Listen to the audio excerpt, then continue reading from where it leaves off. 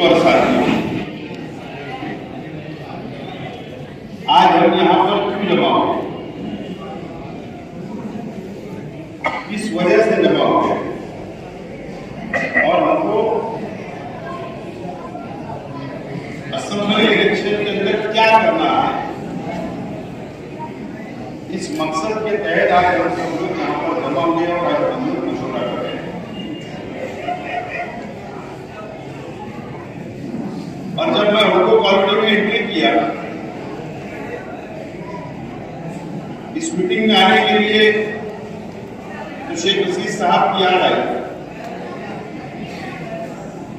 अगर शेख रशीद साहब हयात होते तो शायद वो मीटिंग को कवर कर लेते और मैं दूसरी मीटिंग को कवर करता। लेकिन आज शेख रशीद साहब के बिना ये हमारे अपने घर के अंदर हुड़को कॉलोनी, शहीद अब्दुल हमीद रोड, ये हमारा अपना घर है, हमारा अपना परिवार है। शायद मेरी जरूरत नहीं होती, शेख रशीद साहब मुकम्मल हैंडल कर लेते, लेकिन आप लोगों की मौजूदगी और ये मंच पे बैठे हुए शहीद अब्दुल हमीद रोड के तमाम जिम्मेदारान को देखकर मुझको आज यकीन जाना, मुझे बहुत हौसला मिला, हिम्मत आई।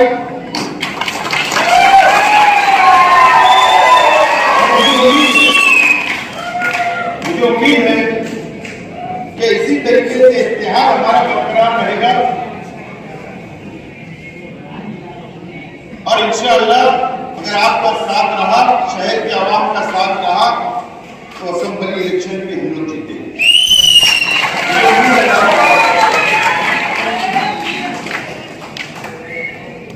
उससे पहले मुकर्रिर ने अपनी अपनी बातों को रखा, आप लोगों ने उनको सुना, आपने एंजॉय भी किया, लेकिन आज यहाँ पर एक बहुत बड़े नौजवानों की तादाद हमें नजर आ रही है। हमारे बुजुर्गों की तो माशाअल्लाह बहुत बड़ी तादाद है, हमेशा रही, लेकिन मैं नौजवान साथियों से बात कर रहा हूं। मैं कई वर्षों से मैं हमारे मुखालिफ लीडरान को सुनते आया हूं, हमारे जो मुखालिफ में है मैं सुनते आया हूं, शहर में कोई भी घटना हो हमेशा शहीद अब्दुल हमीद रोड के नौजवानों को बदनाम करने का काम, पुलिस की नजर के अंदर मुजरिम बनाने का काम हमेशा इस शहर के अंदर किया गया।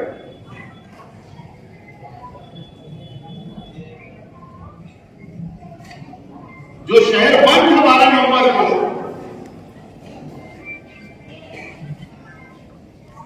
और किसने वहां पर खतरा किया, क्यों किया, वो पुलिस जाने, लेकिन अगर शहर ने इत्तेहाद और इत्तेफाक के साथ ये शहर बंद किया, अगर कोई हुजूर की शान में गुस्ताखी करता है तो ऐसे 12 नंबर भुगतने के लिए ये शहर का नहीं, ये शहीद अब्दुल हमीद रोड का नौजवान हमेशा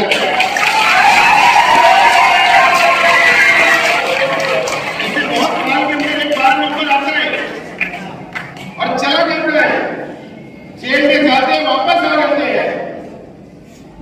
जब तक जिंदगी रहेंगे ऐसे 12 नंबर आएंगे, लेकिन हमारे हुजूर की शान में कोई गुस्ताखी करेगा, उसके लिए जमहूरी तौर पर एहतजाज करना पड़ेगा, तो हम बार बार एहतजाज करेंगे अगर हमारे हुजूर की शान में गुस्ताखी करेगा।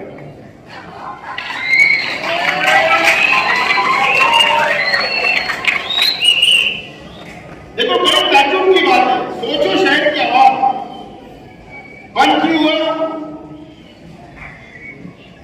अरे भीख मांगने वाला भिखारी भी रास्ते पे नहीं था, क्यों बंद हुआ? मेरे लिए, आप लोगों के लिए, फिरका परस्तों ने हुजूर वसल्लम के साथ में गुस्ताखी की, इसके लिए शहर बंद हुआ।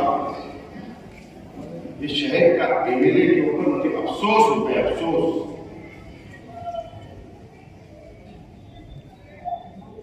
कि और आगे आना चाहिए था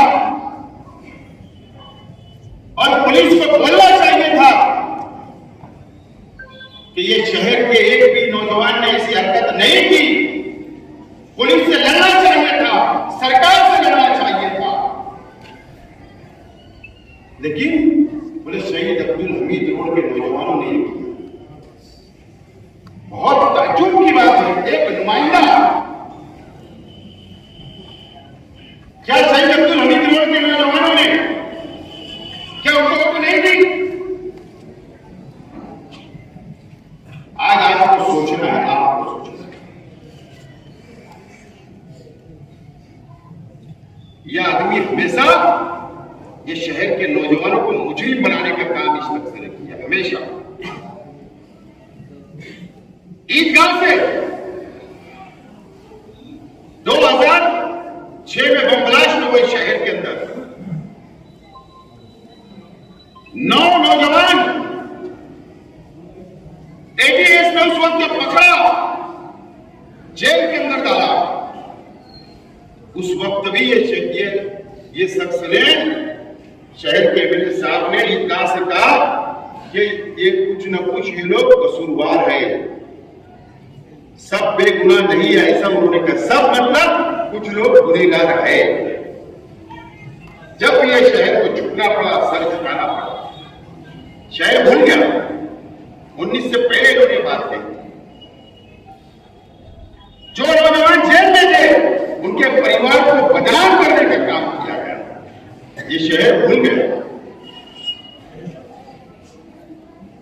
100 से ज्यादा नौजवान 12 नवंबर में जेल में थे। फिर वो आपके रोड पर आएंगे, फिर आपसे वोटें मांगेंगे, फिर आप भूल जाओगे। ये आपको सोचना है। मैंने जुमा के दिन कहा, हाँ, ये बात तो भी अजू बता रहा था तकरीर के अंदर कि ईदगाह के ऊपर ईद के दिन 2 नौजवान फिलिस्तीन का झंडा लेकर खड़े हो गए। ये नमाज पढ़ के निकले, मीडिया ने पूछा, इनकार कर दिए, बोले कुछ मैं नहीं जानता। ताज्जुब। लेकिन असेंबली इलेक्शन आ रहा है, अवैसी साहब आएंगे, बोले कि फिलिस्तीन जिंदाबाद मैंने बोला था पार्लियामेंट के अंदर, वोट मांगी।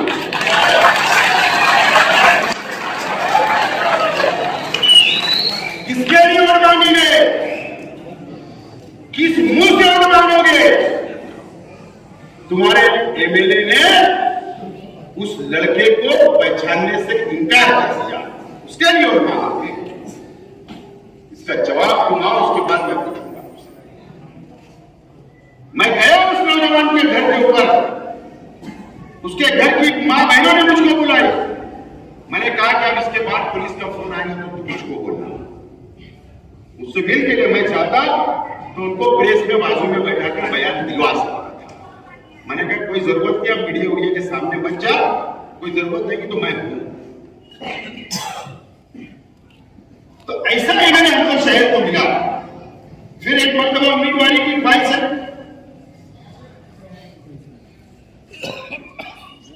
मेरा आप लोगों से सवाल है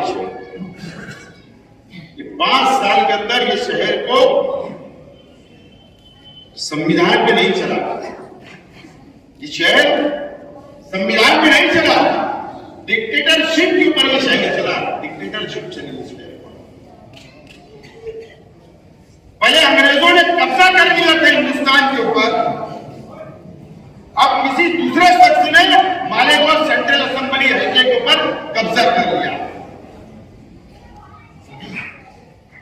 मुझे एक मेरे साथी, हम लोग सफर में थे, बैठे थे और मुझको एक बहुत अच्छी मिसाल उन्होंने बताई। वो परिंदा होता है ना, बाज, क्या बोलते हैं? बाज। जो परिंदा होता है ना, बाज बहुत ऊंची उड़ान होता है। वो बाज का बच्चा भटकते हुए कबूतर के साथ बैठ जाता है। कबूतर चलते रहते, वो जाकर गांव में उनके साथ दाना वाना खाने लगता है। बाज का बच्चा छोटा रहता है, उनके साथ इतना घुल मिल जाता है, इतनी दोस्ती कर लेता है, इतनी दोस्ती कर लेता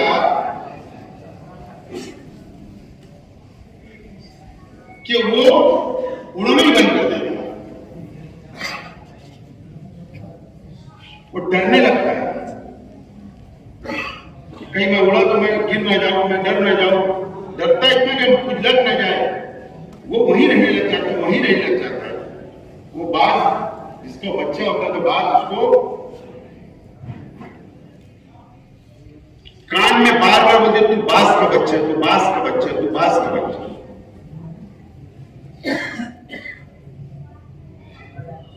और एक दिन वो बाज, उसकी मां उसको उठाती है और बहुत ऊंचाई के ऊपर ले जाकर छोड़ दिया जाता है। वो डरने लगता है। बाद में उसके कान के अंदर आवाज आती है कि मैं बाज का बच्चा हूं, मैं बाज का बच्चा हूं। और उसके बाद वो उड़ान उड़ने लग जाता है। तो उसको सिखाना पड़ा उसकी मां को, वो कबूतर का बच्चा नहीं है, तू बाज का बच्चा है।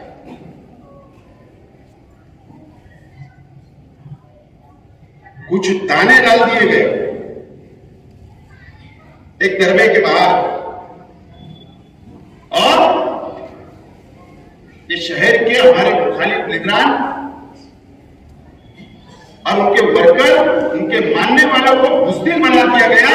मैं तो ये कहूंगा, ये शहर को बुज़दिल बना दिया गया, यहां के नौजवानों को बुज़दिल बना दिया गया।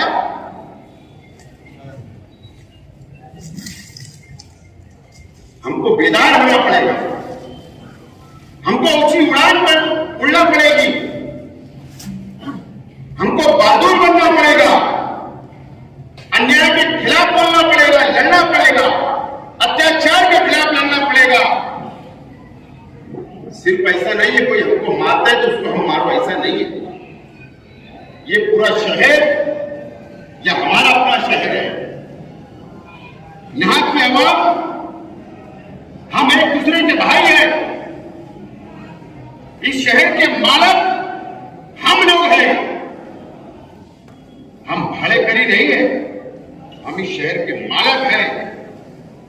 अगर आपके घर के ऊपर कोई बाहर का आदमी आकर अगर कब्जा कर लेगा तो आप उसको बाहर निकाल के फेंक दोगे, लड़ेंगे आप लोग। अगर कोई शख्स उधर से आकर ये शहर को अपना कब्जा कर लेता, अतिक्रमण कर लेता, तो आज ये शहर खामोश है। सिर्फ उसकी जिम्मेदार, अगर कोई उसका जिम्मेदार है तो शहर में मिलेगा। 500 करोड़ रुपया से ज्यादा हम लोग कर्जदार हो चुके हैं, ज्यादा कर्जदार 500 करोड़ लूट लिया गया, कॉर्पोरेशन को लूट लिया गया है। शहर खंडर हो गया है, बोलने वाला कोई नहीं, टक्केवारी चल रही है, करप्शन चल रहा है, इनको इनका हिस्सा दे दिया जा रहा है। और मेरे जैसे शख्सों को, हमारे वर्करों को, मेरे परिवार को डराया जा रहा है। मैं कंप्रोमाइज कर रहा हूं, डराया जाता है, जेल में डाल देंगे, जेल में डाल देंगे। उनको पता ही नहीं है कि मैं शेख रशीद साहब की औलाद हूं।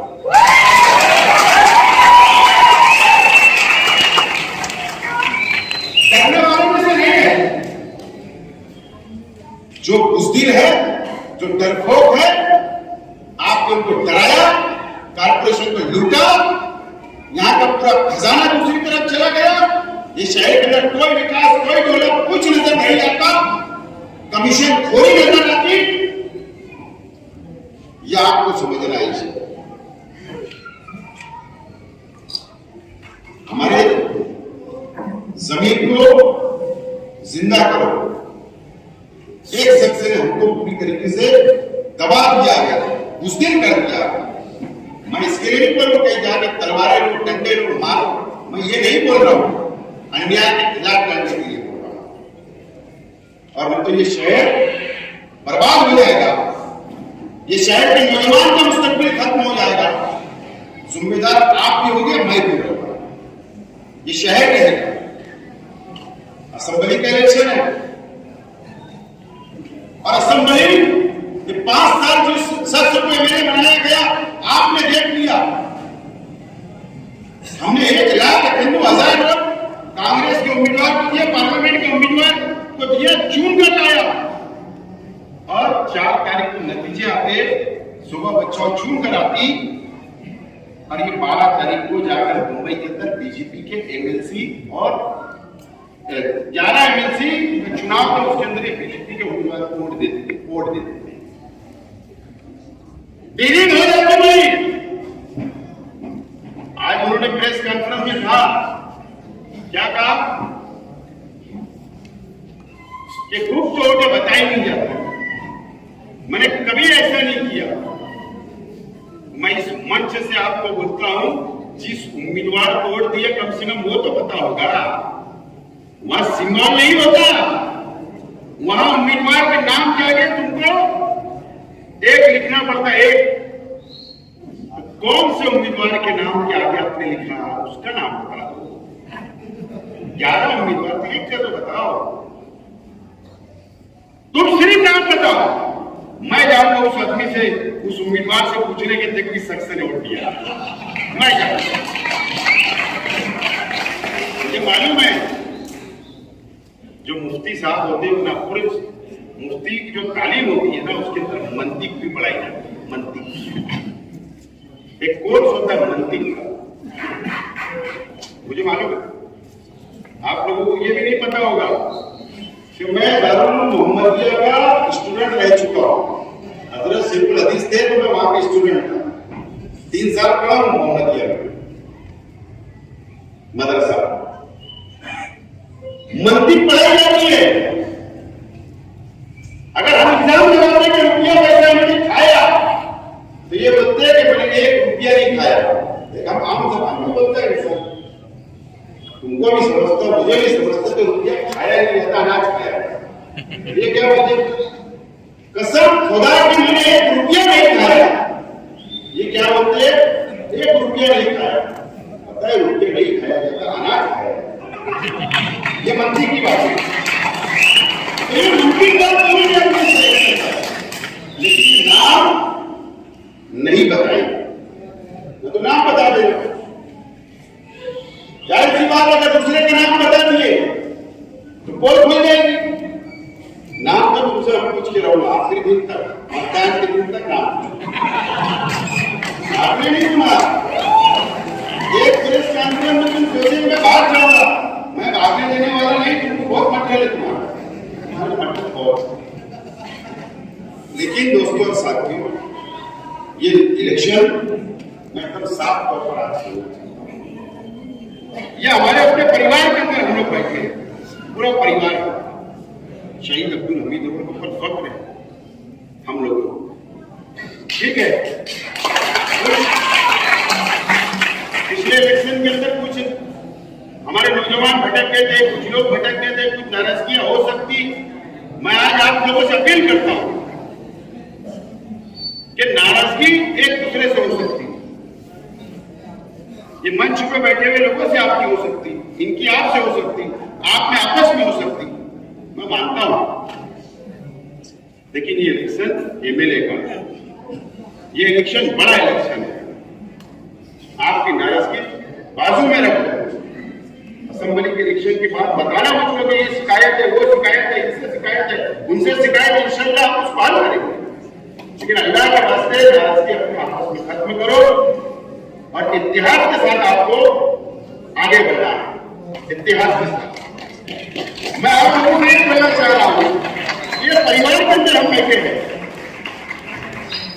और ये पूरे इलाके में हमेशा शेख रशीद साहब 84 में काउंसिलर बने, 84 में। उसके बाद दोबारा काउंसिलर बने, उसके बाद सदर बल्दिया बने। 1996 में शेख रशीद साहब ने आजाद उम्मीदवार की हैसियत से पहला असेंबली इलेक्शन लड़े और 34,500 शेख रशीद साहब ने लिया। आपने उस दिन से शहीद अब्दुल हमीद रोड या शहीद तमाम ने उनको अपना लीडर मानने की शुरुआत की। शहर में 2 लीडर थे, बात ध्यान रखिए। जिनके बीच में कांटे का मुकाबला होता है वही 2 लीडर होते हैं। मानने की शुरुआत हुई 1999 में। शेख रशीद साहब एमएलए बने, उस दिन ये फाइनल हो गया 7 अक्टूबर 1999 के शेख रशीद साहब शहर के लीडर बन गए। लीडरशिप शेख रशीद साहब को शहर के आपने सौंप दी। इलेक्शन हार और जीत एक अलग बात होती है। शेख रशीद साहब आखिरी सांस तक, उनकी जिंदगी के आखिरी वक्त तक शहर के लीडर थे। लेकिन शेख रशीद साहब दुनिया से जाने के बाद में लीडरशिप खत्म हो गई एक साइड, क्योंकि मैं भी उनकी कैबिनेट में काम किया करता था। ये इलेक्शन एक एमएलए चुनने का नहीं है, ये इलेक्शन एक लीडर चुनने का, याद रखना।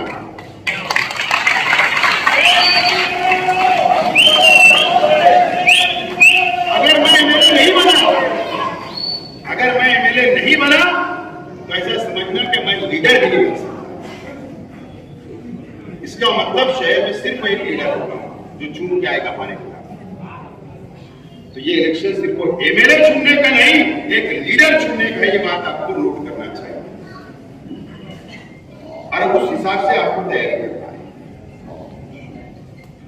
और इख्तिलाफ उड़ाकर अपने घर के अंदर पहले जायजा लो, अपनी गली में जायजा लो, अपने दोस्तों में जायजा लो, अपने रिश्तेदार के अंदर जायजा लो, अपने मोहल्ले के अंदर लो, अपने रोड के ऊपर लो, अपने शहर के अंदर लो कि हमारा कोई मानने वाला, हमारा दोस्त, हमारा रिश्तेदार, हमारा भाई हमारे मोहल्ले में कोई खिलाफ तो नहीं है। खिलाफ क्यों जा रहा है? उससे बैठा कर उससे पूछो कि भाई क्या बात है, तो आपको अपनी दिल की बातें बताएगा तो हम उसको दूर कर सकते हैं, उसकी शिकायत। इस हिसाब से इलेक्शन लड़ना पड़ेगा और रास्ते के ऊपर नहीं। मैंने कई इलेक्शन देखा, हमारी पोलिंग होती 14 नंबर स्कूल, हमारी पोलिंग होती जेटी स्कूल, हमारी पोलिंग होती एटीटी स्कूल, हमारी पोलिंग होती मराठी स्कूल। हम लोग रास्ते के ऊपर दर्दी लगाए रहते शहीद अब्दुल हमीद रोड के ऊपर। ऐसा इलेक्शन नहीं चाहिए। इसमें आपको बदलाव लाना पड़ेगा, बदलाव लाना पड़ेगा। हम लोग सुबह से लेकर 11 बजे तक बहुत जोश में जाकर वोट देते हैं, लाइन लगाते हैं, लेकिन जब 1 बजे का पोलिंग परसेंटेज आता है हमारे सामने तो हम 30-40 में रास्ते वोट परसेंटेज। फिर बाकी वोट कहां गए? बाकी वोट मोहल्ले में रहती, घरों के अंदर रहती, हम रोड पर रहते। फिर हम बातें शुरू कर देते, चाय पानी शुरू हो जाती। ऐसा इलेक्शन हमको अब नहीं लड़ना पड़ेगा। हमको एक एक गली के अंदर घूमकर एक एक मां बहन को, एक एक वोटर को पोलिंग तक पहुंचाना पड़ेगा। आप सुबह से लेकर पेटी बंद होने तक, आखिरी मिनट तक आप लोगों को लड़ना पड़ेगा, जब जाकर हम लोग कामयाब हो सकते। नहीं तो हम लोग कामयाब नहीं हो सकते। ये जिम्मेदारी आप लोगों की होगी। इसलिए हम लोग अव्वल इलेक्शन शुरू करा कि पहले आप, मैंने कहा कि शेख रशीद साहब को संभाल लेते, क्या क्या उधर मीटिंगें ले, उधर मीटिंगें ले, उधर ले, हम लोग काम बांट लेते। लेकिन परिवार के लोग, खाली दादी है, तारा मैडम साहिबा है, बाकी सब घर के परिवार के लोग तो लगे हुए हैं। लेकिन मैं खुद उम्मीदवार हूं, इसके लिए मुझको पूरे शहर के इलाका कवर करना है, हर गली कवर करना है, हर इलाका, हर चौराहे पर जाकर मुझे वोट मांगनी है। वक्त तो बहुत कम है, 2 महीने की। तो इसके लिए अव्वल हम लोग इधर आगरा रोड के इधर मुकम्मल आप लोगों से मुलाकात कर रहे हैं। हो सकता है हमारी आखिरी मुलाकात। मुझको शहर के अंदर जाना है, शहर के हर इलाके के अंदर जाना है, मीटिंगें करना है, तो इसके लिए आप लोग अव्वल मीटिंग ले रहे हैं। मुझे उम्मीद है कि इस मर्तबा आपको तारीफ लिखना पड़ेगी। और मैं देख रहा हूँ शहर के अंदर, शहर का जो मैं भवन देख रहा हूँ, शहर का जो मैं जायजा ले रहा हूँ, कोई भी समाज, कोई भी बिरादरी, कोई भी धर्म, सिर्फ हम मुसलमान नहीं, दलित भाई भी, आदिवासी भी है, हमारे मतदार संघ के गोंड भाई भी है, माली भी है, ओबीसी भी है, मराठा भी है, मारवाड़ी भी है, गुजराती भी है, सब कोई हमारे मतदार संघ। मैं सभी जात, सभी धर्म, सभी बिरादरी को मैं देख रहा हूँ कि वो मुकम्मल तौर पर बेदार हो गया और एक अच्छा फैसला लेकर अपने मन बना लिया है। मुझे उम्मीद है आप लोगों से कि आप लोग बहुत संजीदगी से, नौजवान साथी बहुत संजीदगी से, आपको सोच समझ के फैसले करना है। मैं आपसे यही अपील करता हूँ कि आज से, अभी से हम लोगों को लड़ना है, इलेक्शन लड़ना है, तैयारी करना है, बेदार करना है, आगे आजू बाजू देखना है, तमाम चीजें आपको करना है।